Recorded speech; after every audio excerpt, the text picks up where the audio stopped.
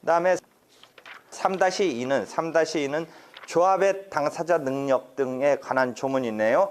모의시험 등에 계속 나와요. 모의시험 등에 어떤 여러 명이 사람의 집합체로서 어떤 조합체로서 사업을 수행함에 있어서 이제 분쟁에 휩싸이고 있을 때의 관계에 대해서는 계속 물어보는 거죠. 그래서 그 경우에 있어서 관련되는 조문은 51조 다음에 당사자의 총칙 51조 다음에 52조가 시발점이 되는 조문이죠.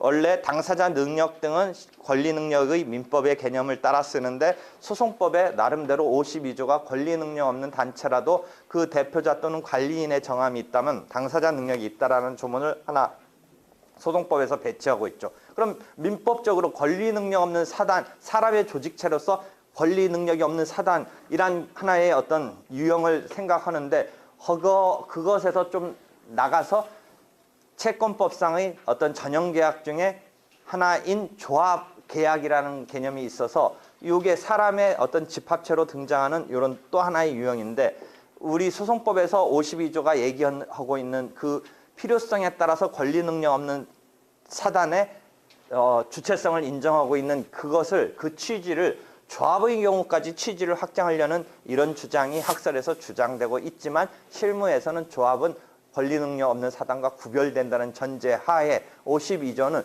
권리 능력 없는 사단에 한한 조문이고 조합은 적용이 없다라고 보는 게 실무의 입장이죠. 즉 조합의 당사자 능력을 부정하는 입장이 실무의 입장이죠. 그럼 조합의 당사자 능력을 부정한다면 이 분쟁에 휩싸였을 때 어떻게 양상이 전개되느냐. 그 조합의 순수한 보존 행위적인 것은 단독으로 할 수 있지만 보통은 조합의 어떤 재산권 관계는 합의 관계이기 때문에 조합원 전원의 어떤 지분은 있지만 지분 처분의 자유 등이 없는 그런 합의 관계에 대한 재산권 분쟁을 소송법에서 어떻게 처리할 수밖에 없느냐. 전 조합원이 등장해야 되는 필수적 공동소송 관계에 갈 수밖에 없다라는 거죠. 그러니까 조합의 당사자 능력을 애초에 그냥 심플하게 인정해주면 문제는 그냥 조합체가 탁 당사자로서 나가버리면 되고 그 조합체의 대표자인 이사장이 회사의 어떤 대표이사처럼 등장해서 소송을 수행하면 되는 것인데 조합 자체의 당사자 능력을 인정하지 않는다면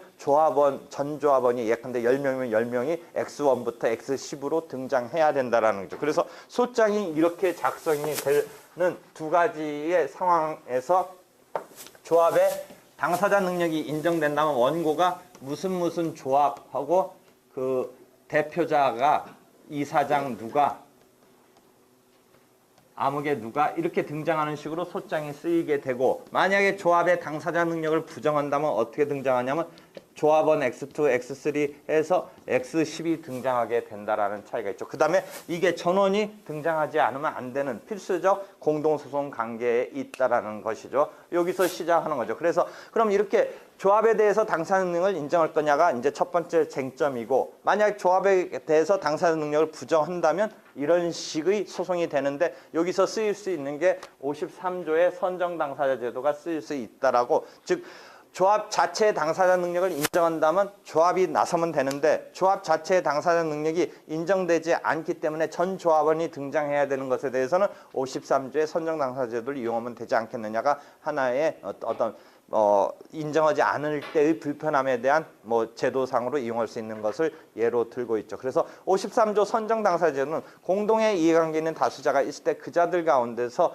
선정해서 당사자로 내세우는 거죠. 이런 선정 당사자제도는 소송 담당으로서 제3자가 당사자 적격을 갖게 되는 예고 그 다음에 조문에 있다라는 취지 때문에 여러분이 소송 담당 중에 법정 소송 담당, 임의적 소송 담당이라는 두 가지 타입을 이야기할 때 잘못하다가 법정 소송 담당으로서 이해하기 쉬운데 이것은 선정한다는 임의적 의사에 따라서 당사자로 내세우는 것이니까 임의적 소송 담당이고 소송법에 특별히 임의적 소송 담당은 원칙적으로 변호사 대리원칙이나 소송 신탁을 잠탈한다든지 하는 이런 취지에서 함부로 인정하지 않는데 소송법이 나름대로 인정하고자 어떤 요건하에 규정을 둔 것에 불과한 거지 선정한다라는 것은 본인의 의사에 의해서 선정하는 것이니까 소송 담당으로서 법정 소송 담당이냐 임의적 소송 담당이냐의 두 가지 타입 중에 임의적 소송 담당인 것을 주의해야죠. 그래서 이러한 53조의 선정 당사자제도를 이용할 수 있는데 그거 말고도 판례는 판례는 동백흥농계라고 해서 어떤 농업을 흥하게 하려고 이렇게 개 조직 그러니까 조합이죠. 개라는 조직을 만들었다가 뭔가 분쟁에 쓰인 사건에 있어서 그 업무집행조합원이라고 그 조합의 일을 주관해서 담당했던 자에게 본래의 임의적 소송 담당까지 변호사 대리 원칙이나 소송 신탁 등의 어떤 금지를 하고 있는 취지에 반하지 않는다라는 측면에서 임의적 소송 담당을 허용했던 이런 판례가 하나 있죠. 그래서 여기서 임의적 소송 담당을 활용할 수 있다라는 것이죠. 물론 변호사를 소송 대리인을 선임하면 되겠죠. 그렇지만 소송 대리인은 대리죠, 대리. 본인이 다 당사자들로 나와야 된다라는 것을 전제로 소송 대리인을 선임한 개념이죠. 본인들이 당사자로 전원이 나서지 않는 것, 그러한 불편함에 대해서는 선정 당사자제도나 임의적 소송 담당을 이용할 수 있는 것이죠.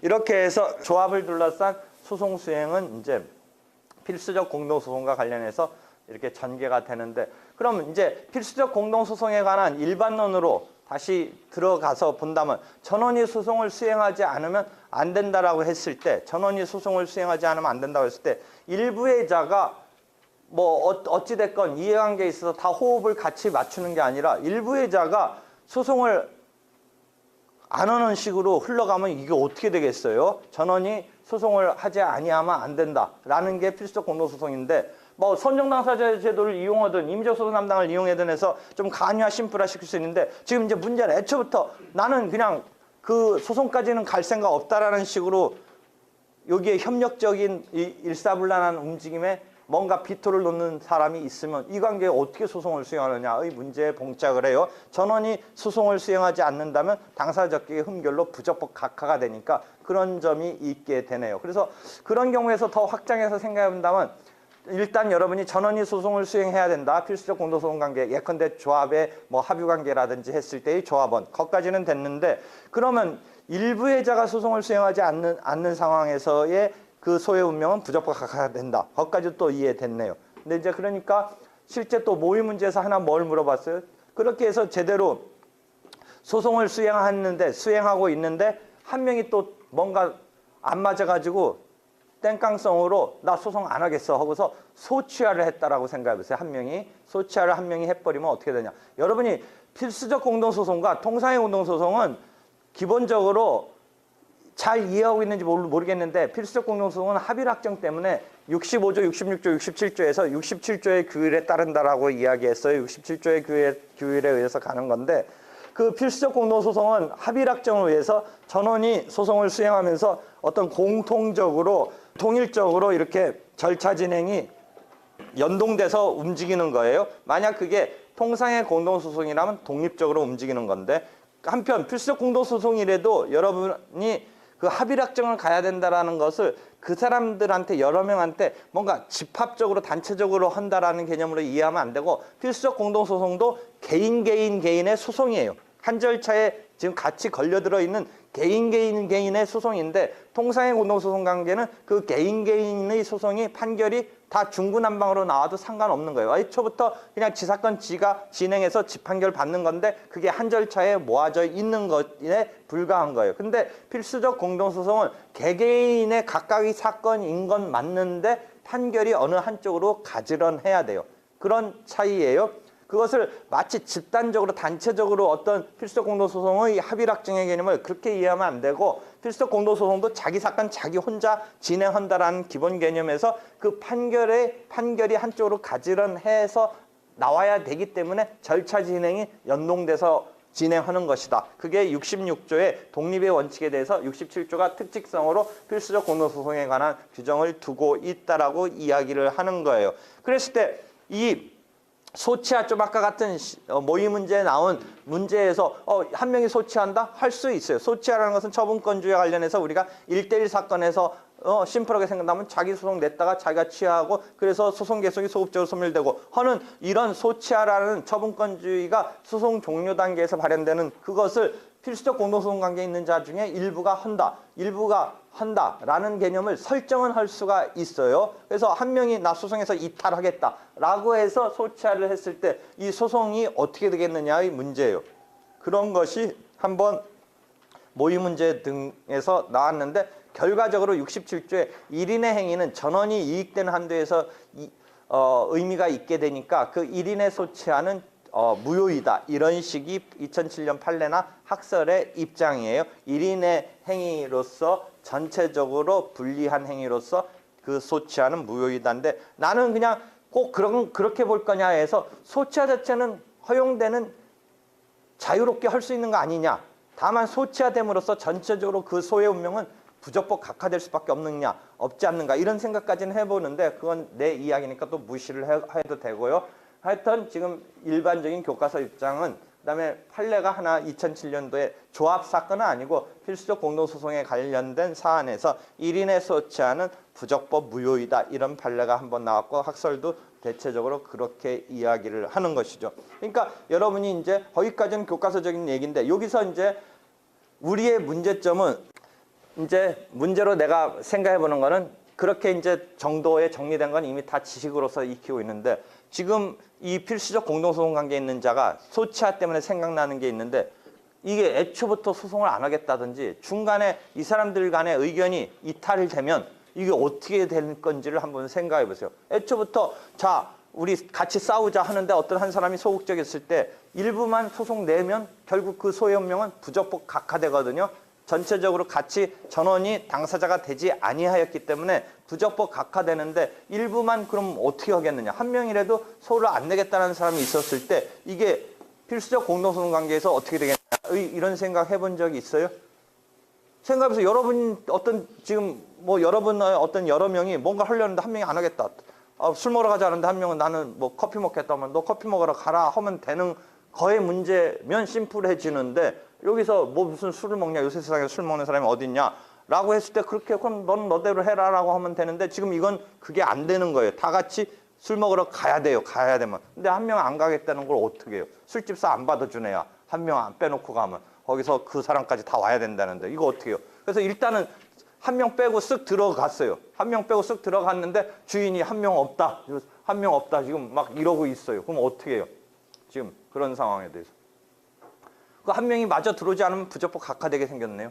그 한 명을 이제 당사자로 만들어야겠죠. 그게 임의적 당사자 변경에 있어서 이제 추가하는 변경이 되는 것인데 68조가 다행히 66조, 67조 다음에 67조의 필수적 공동소송 다음 조문인 68조가 누락된 필수적 공동소송 관계에 있어서 누락된 자를 추가하는 조문이 하나 있네요. 원고의 신청에 의해서 1심 절차에 있어서 그 누락된 자를 추가할 수 있는데 다만 그 누락된 자가 원고 측에 들어가야 될 자면 그 자의 동의가 필요하다. 이런 조문으로 되어 있네요. 그러니까 일단 큰 틀에서는 누락된 자를 추가할 수 있는 여지는 있는데 어떤 제한이 좀 있네요. 그 규정을 보니까. 그래서 나의 생각은 다시 원점으로 가서 이 필수적 공동소송 관계에 있어서 하여튼 안 하겠다는 사람에 대해서 그런 상황에서 어떻게 할 건가. 이제 여기는 교과서에서 더 이상 얘기 안 해주고 아무도 문제 제기하지 않는데 여러분이 그 사람 편에 어떤 변호사라고 했을 때 이걸 어떻게 난관을 뚫고 가겠어요. 소송을 지금 해서 분쟁을 해결해 달라고 하는데 한 명이 안 하겠다라고 했을 때 이거 어떻게 하겠어요. 그러니까 그 부분이 이제 어제 뭐 조금씩 얘기하는 이론자, 연구자, 이론가가 이렇게 만들어내고 뭐 개정안을 내야 되고 할 부분이란 말이죠. 그래서 그 지금 조문상으로는 안 돼요. 조문상으로는 다행히 68조가 있긴 하지만 68조가 제한적으로만 작동을 하고 있잖아요. 그래서 아까 소치하의 경우는 어쩌고 저쩌고 했는데 애초부터 안 내겠다라는 데부터 이제 심각한 거죠. 이랬을 때 전원이 등장하지 아니함으로써 나오는 이 심각함을 어떻게 해야겠느냐. 이런 것은 이제 교과서에서 더 이상 얘기해 주지도 않네요. 거기서 딱 이제 이야기가 뭐 더 어떻게 전개되지는 않고 있어요.